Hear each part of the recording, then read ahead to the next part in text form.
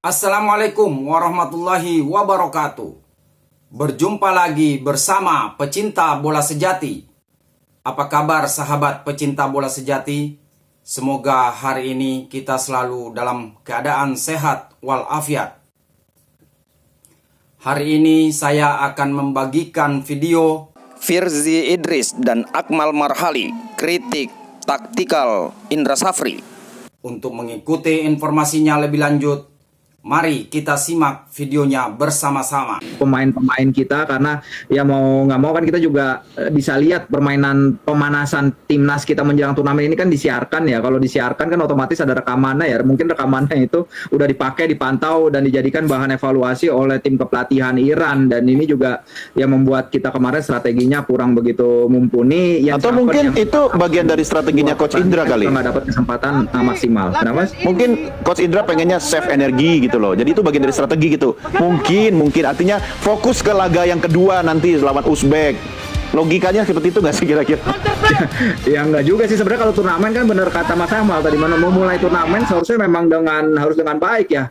Dan dari komentar-komentar para pemain, Ragil ditanya, Doni Tri ditanya, mereka sudah siap 100%, nggak ada yang cedera di tim, mereka siap memberikan yang terbaik. Harapannya juga kita bisa lolos ke Piala Dunia U20 di Chile.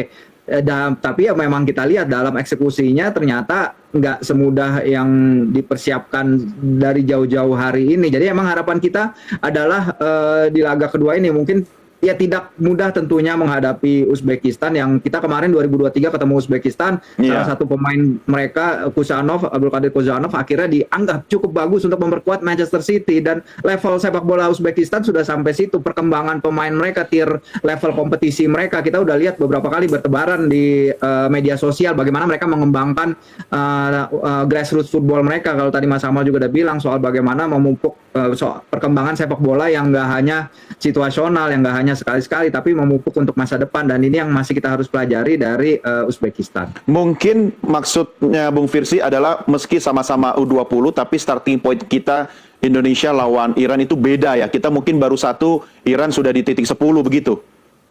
Ya kalau kita bahas lebih ke Uzbekistan ya, Uzbek lebih luar biasa lagi memang pengembangan sepak bolanya, liganya mereka juga nggak bisa dianggap remeh.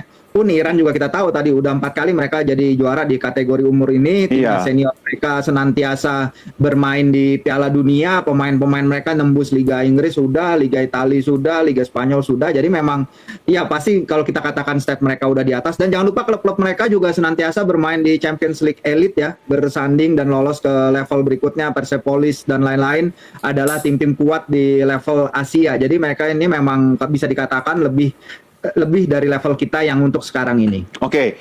Bung Akmal, kalau tadi saya tanya jangan-jangan pemain kita yang grogi. Kan nggak mungkin coach kita yang grogi ngadepin Iran. Catatan Anda soal Coach Indra gimana?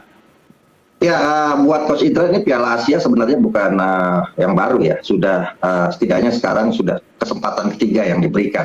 Tinggal apakah Coach Indra akan menapaktilasi Piala Asia 2014 di eranya Evan Dimas, atau menapaktilasi Piala Asia 2018.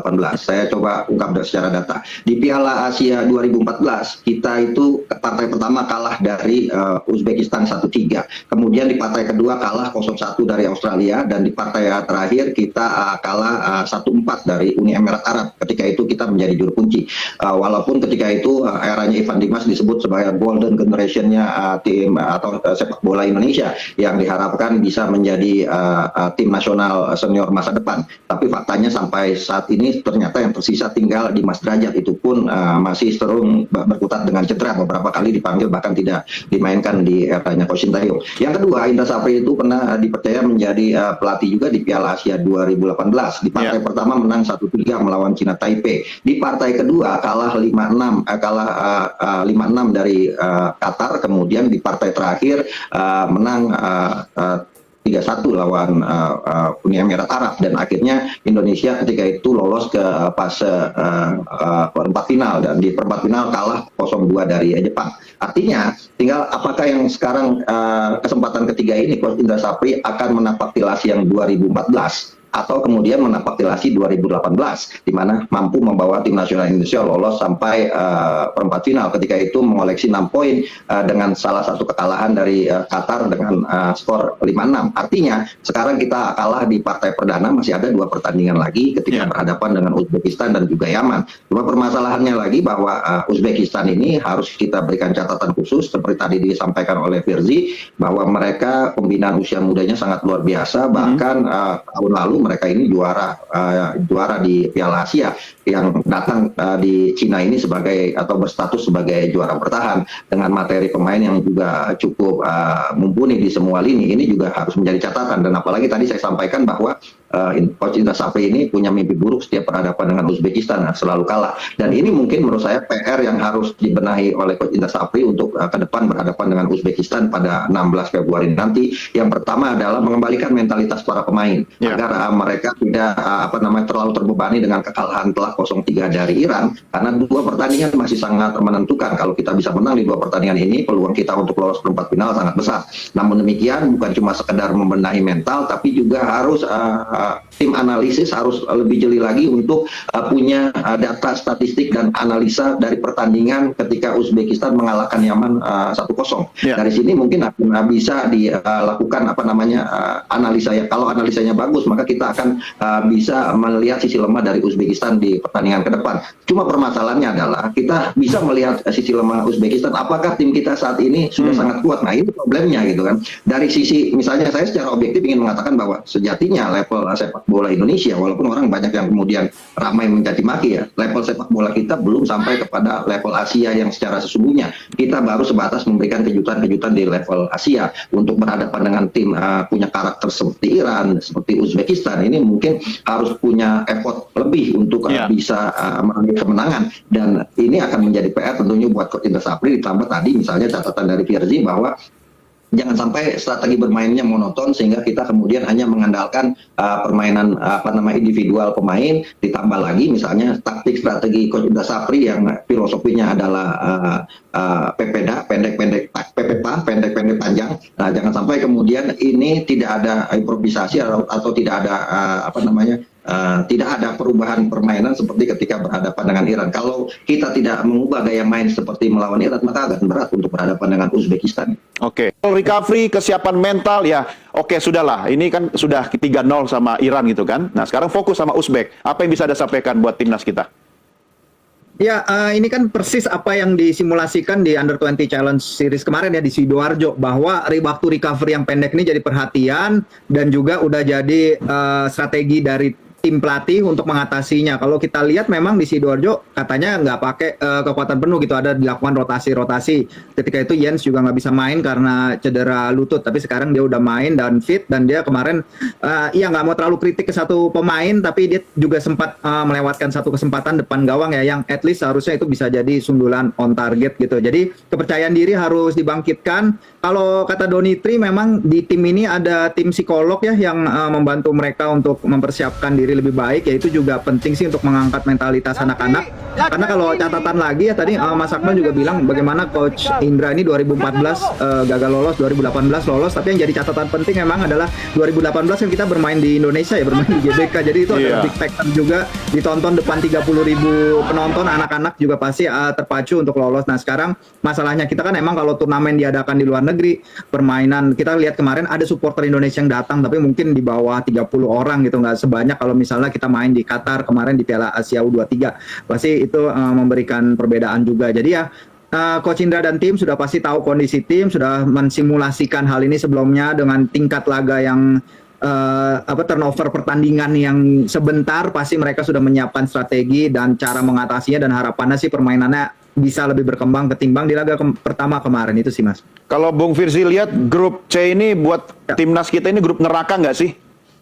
Ya kalau kita lihat misalnya Yemen tadi bisa menahan Uzbekistan ke kemenangan 1 gol doang, ya seharusnya kita punya chance ya. Apalagi kalau dua tahun lalu kita bisa menahan Uzbekistan tanpa gol gitu. Itu juga suatu hal yang prestasi gitu. Nah sekarang kita buktikan nih, mungkin yang pertama selip kalah 0-3, tapi mungkin yang kedua kalau kita udah harus bisa mendapatkan poin, karena kalau tidak mendapatkan poin ya sama saja secara virtual ya udah tersingkir, walaupun masih tergantung dari hasil-hasil lain di grup. Tapi kalau kita nggak mendapatkan poin, poin ya udah lampu kuning menjurus lampu merah, apalagi kalau tujuannya memang ambisi kita adalah dan ambisi coach Indra pribadi adalah meloloskan tim ke semifinal yang berarti tempat di Piala Dunia U20. Jadi ya harapannya tentu satu poin itu adalah minimal sih dari laga nanti. Oke, itu harapan kita. Fokus ke Uzbekistan, kemudian dengan tidak bermaksud merendahkan Yaman, itu adalah sebuah strategi yang lebih tepat, atau kita harus fokus seperti apa untuk laga kedua dan ketiga?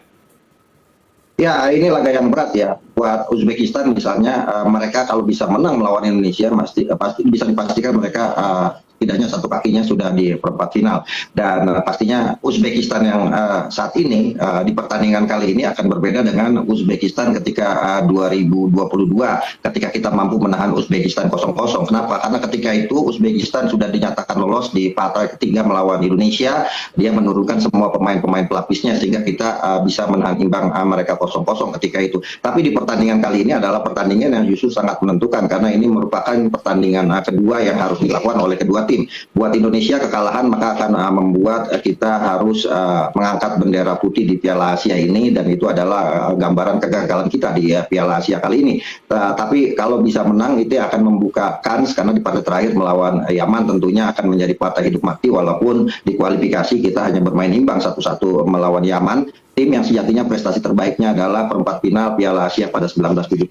Tapi kalau untuk Uzbekistan, saya pikir mereka akan belajar banyak dari hanya bisa menang 1-0 dari Yaman, untuk bisa setidaknya meraih kemenangan juga dengan skor yang lebih baik dan lebih besar, karena ini akan sangat menentukan kalau sampai kemudian di akhir grup C ini poin mereka misalnya sama dengan yang didapat Iran, maka risiko akan sangat menentukan, dan sebagai juara bertahan pastinya mereka punya motivasi besar untuk bisa mempertahankan gelar yang mereka raih pada 2 tahun lalu. Sementara buat Iran ini akan menjadi momentum ya buat mereka, karena sebelumnya di Piala Asia yang lalu Iran ini hanya sampai perempat final, mereka kalah dari Irak 1-0, di mana Irak ketika itu bertemu dengan Uzbekistan dan dua-duanya ketika itu berhadapan dengan Indonesia. Dan saya pikir apa yang harus dilakukan oleh Coach Indra Safri kepada para pemainnya adalah bahwa ini adalah partai yang sangat penting buat para pemain, tapi juga bagaimana para pemain ini bisa tampil pas menghadapi Uzbekistan ya. Tidaknya tidak membawa beban hasil buruk atau rekor buruk yang dimiliki oleh Coach Indra Safri sejauh ini ketika berhadapan dengan Uzbekistan, plus tentunya tidak inferior, tidak merasa gentar sebelum masuk ke lapangan, dan itu yang paling penting saya pikir. Ketika para pemain ini bisa tampil percaya diri masuk lapangan,